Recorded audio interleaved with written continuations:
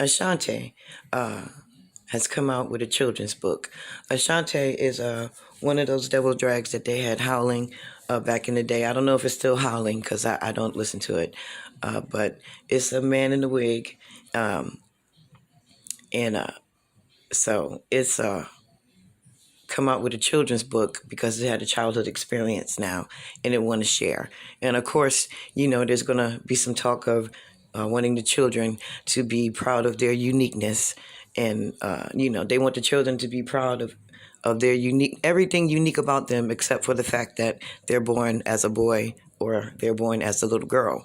That part is not unique. Okay. And they want them to feel that they're trapped in that area. But in every other area that they can come up with, they want them to be unique and proud and happy about that uniqueness. Okay? All right, let's go. Our next guest is an actress and a Grammy Award-winning singer, songwriter known for such hits as Foolish, Rain on Me, and Happy. Ashanti is also an author. Her new children's book is called My Name is a Story. It's available today wherever books are sold. And this morning... I'm still trying to understand how they become authors when they don't write nothing.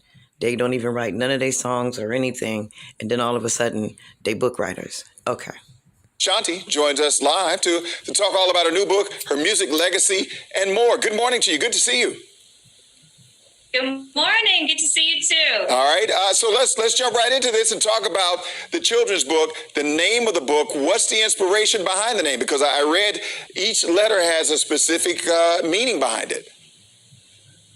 It definitely does. The inspiration behind the book just comes from me growing up and having a very different name, having a very unique name, and sometimes feeling a little different than everyone else, when the teacher wasn't able to pronounce my name correctly or someone looked at me. Well, this one was different than all the rest of the little boys in the classroom because this one was a little boy with a wig on. Probably was wearing makeup then as well. And it had a big ass head, and his head was bigger than all the other little girls in the classroom because it was a boy in a dress. Okay.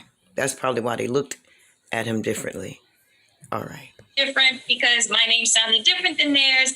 I wanted to kind of have something to instill in kids that it's okay to be different and embrace your uniqueness and be happy and be proud about it, So I wanted to do this for a very long time, and I'm just super proud and very excited about it. All right. Okay, this one must be stupor high. What the fuck is stupor? Okay, you gotta listen to him. You gotta listen to him.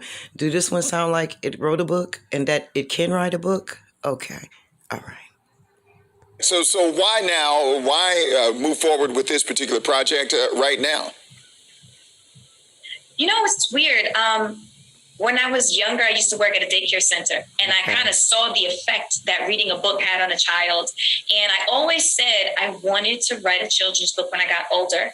And the fact that we're celebrating 20 years being in the business. 20, 30, 15, 3. It's always going to be one of those numbers. Okay. And, all of these amazing things happening, for me and to me.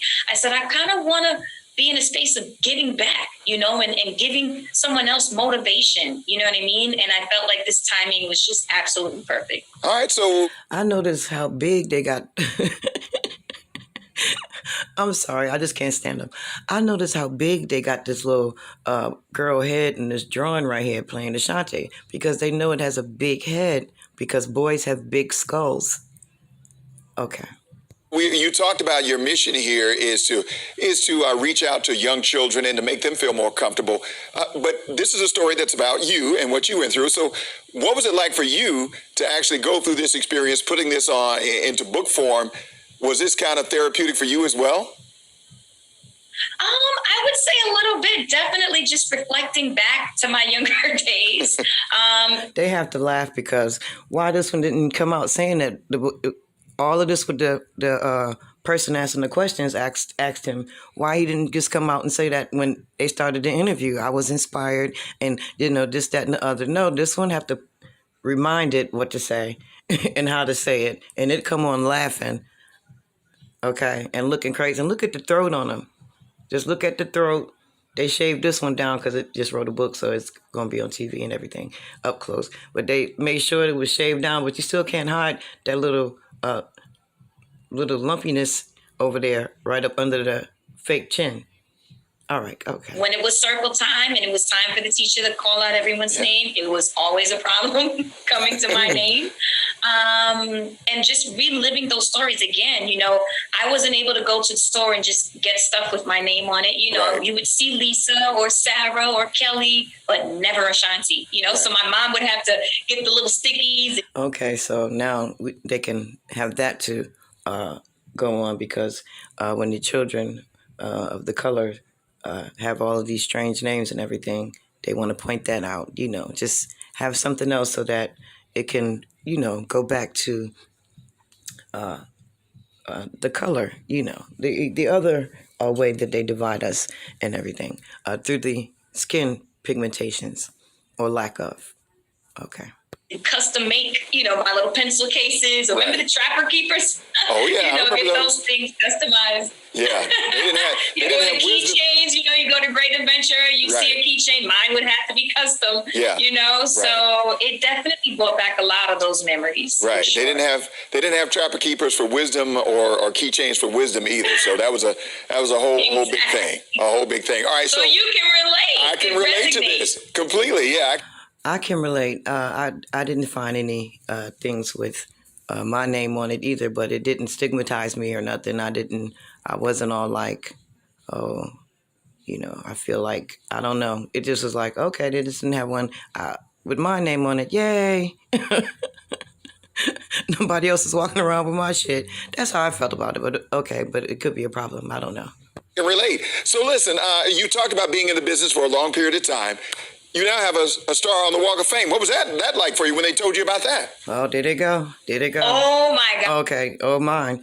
Did it go? This right here, the ritual where they bend down, get on their knees, put their hands down, proud on the blood carpet with the star to the fallen ones right here. Oh, this is a sworn in devil dog right here. Pledged life, ruling, honoring the beast. And now it's writing children's books. Ooh. Gosh, I was like in shock. I still can't believe it's so surreal. Again, I'm such a humble person and I'm just so grateful because it's still kind of hitting me like this is going to be there forever. Like it's a part of history. Did it go forever? Yeah, because it tricked you. It tricked you. You think it's a girl, you think it's beautiful, one of the most beautiful women on earth. And it won the award. It's on the blood carpet. Spread out. Y'all saw it spread out just now on the blood carpet. It won the reward of tricking you. Yes. And now it wants to trick the children, So they can look at the Ashanti with the big ass head and think, oh, beautiful, care about us, it love us. And it's a dude in a wig. Probably eat babies. Of course it does. Of course it does. History, you know what I mean? So I'm just elated and I'm so happy. And I hope that this motivates other young women and, just kids or people in general that are following their dreams to continue and never, ever, ever stop. All right. So you talked about following your dreams and continuing and never stopping. Any more music from Ashanti, or are you going to go into the author world and do other things? No, I'm so excited. I have a new single coming out. Okay. It's called Falling For You. It was co-written by myself and Blue, and I'm so... Okay. It's got a new one called Falling For You. And isn't that ironic? Because that's exactly what we all did. We fell for this one. We thought it was a girl, and it's another man in a drag. Now it's coming out trying to entice the children, I guess, so that they can look for the new single too and fall for it and love it too. And as we've seen with that blood carpet and that ritual, bowing down, laying down, giving honor to their devil god, and happy that they won the award to trick and fool you. Now they want to make sure that you go ahead and brainwash your children into loving it as well and buy its book. Okay? Look, I couldn't believe it wrote a book. We know it didn't. Okay. We know it didn't, but they never gonna stop coming for the children, okay? That's what you need to notice. Y'all be safe out here. But it wrote a damn book. I'm sick.